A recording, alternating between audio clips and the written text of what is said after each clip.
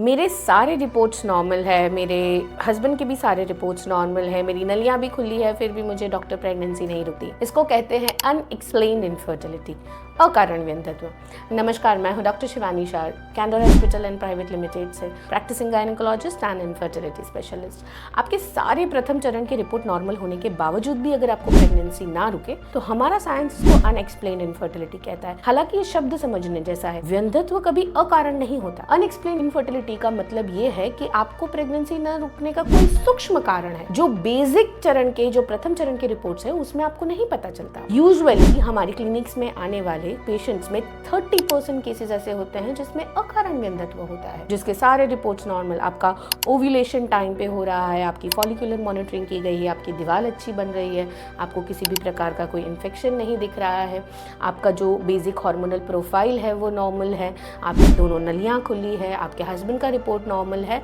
आप timely intercourse भी करते हैं, पर फिर भी अगर प्रेगनेंसी नहीं रुकती तो बहुत ही सूक्ष्म कारण होते हैं, जैसे कि शायद आपके गर्भाशय के मुख में कोई अवरोध है जो शुक्राणु को अंदर नहीं जाने दे रहा, शायद जो गर्भाशय की दीवार है उसमें माइनर कोई इन्फेक्शन लगा है जो सोनोग्राफी पे नहीं पकड़ा रहा, शायद उसकी हम बायोप्सी कराए तो हमें पता लगे, शायद आपका जो बीज अलग हो रहा है उसकी क्वालिटी अच्छी नहीं है इसलिए वो फलित होकर मिलन नहीं हो पा रहा है, या फिर कई बार हमारी भाषा में बोलते हैं जोना पेलुसिडा थिकनिंग, यानी आपका जो बीज है उसका बाहरी आवरण इतना कड़क है कि वो शुक्राणु को अंदर प्रवेश नहीं दे, जो बहुत माइक्रोस्कोपिक कारण होते हैं। ऐसा कोई कारण है, या फिर आपको एंडोमेट्रियोसिस है जो सोनोग्राफी पे आपके रिपोर्ट्स में नहीं दिखता, पर अगर हम DHL डायग्नोस्टिक हिस्टोलेप्रोस्कोपी आपकी करें तो हमें पता लग सकता है। अनएक्सप्लेन्ड इनफर्टिलिटी का सबसे हाईएस्ट सक्सेस रेट अगर आपकी उम्र 33 ईयर्स से कम है तो IUI में है, और अगर 33 ईयर्स से ज़्यादा है तो IVF में है। अनएक्सप्लेन्ड इनफर्टिलिटी के लिए आप अपने लाइफस्टाइल को मॉडिफाई करिए, आप अपने डाइट को ध्यान दिए, अगर आपको ओबेसिटी है तो उसको कम कीजिए, बहुत ज़्यादा स्ट्रेस ले रहे हैं तो आउट ऑफ स्ट्रेस आने के लिए प्रैक्टिसेस कीजिए,